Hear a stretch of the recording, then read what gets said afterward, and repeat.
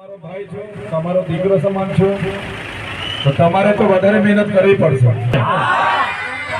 કાલે ઉઠીને મુસ્લિમ તમારા જે કુટુંબના છે, તમારા જે સમાજના છે, એ લોકો તમારી સાથે નથી થયા તો આપણી ઇજ્જત જશે ને.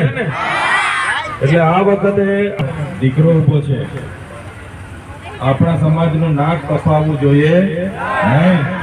જૂનામાં જૂની કોંગ્રેસ પાર્ટી બોલે છે, બાળકો માટે બોલે છે, ભણેલા ગણેલા માટે નોકરી માટે બોલે છે, રોડ રસ્તા માટે બોલે છે. એટલે મારી સામે કોંગ્રેસ આ વખતે આપણી બને છે, કેમ કે આ આપણું કુટુંબનું લગ્ન છે એવું થયું ને.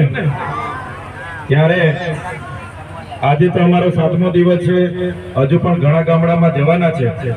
પણ તમારે બધા યુવાનોએ, તમારે માતા બહેનોએ અને બધા વડીલોએ મારા વતી હવે જવાબદારી લેવી પડશે. ભલે ચૂંટણીને મહિનો 1.5 મહિનો બાકી છે, પણ આપણે અત્યારથી તૈયારી કરવી પડશે. આપણે બધાને, અમે હોય તમે હોય, બધાને જ લાવ્યા છે હમણાં સુધી.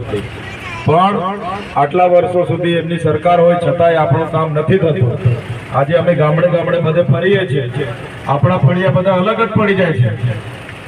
તો આપણા લોકોનો માત્ર ને માત્ર મતભેદ તરીકે જ ઉપયોગ કરીએ છીએ. ચૂંટણી આવે એટલે કાકી જોજો, કાકા જોજો, મામા જોજો આવે છે ને બધા. ત્યાં સુધી બધા મામા બનાવે. ત્યારે આ વખતે આપણને એવા ભાણિયાઓને ઓળખી જવાનું છે કોણ મામા બનાવવા આવે. બરાબર છે કાકા? કઈ વાંધો નહીં, જે પણ આપે આપણે જ લઈ લેવાનું.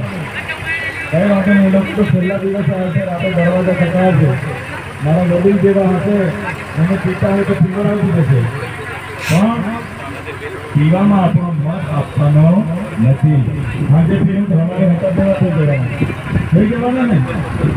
એમાં તમારો મત આપવાનો નથી. તમારો મત તો બહુ કિંમતી નથી. તમારો એક મત મને મળી જશે તો હું જીતી જવા, અને એક મત નહીં મળે તો હું હારી બી જાઉં.